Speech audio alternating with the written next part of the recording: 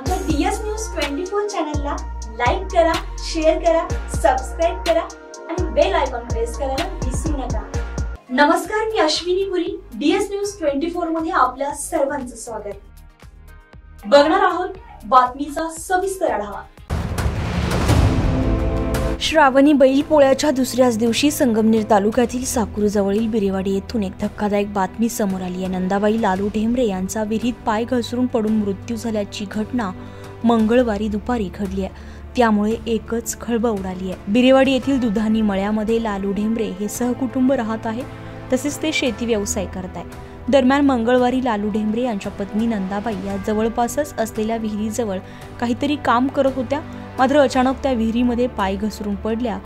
परंतु बराच वेळ झाला तरी देखील नंदाबाई काही येईनात म्हणून कुटुंबीय शोधाशोध करत होते।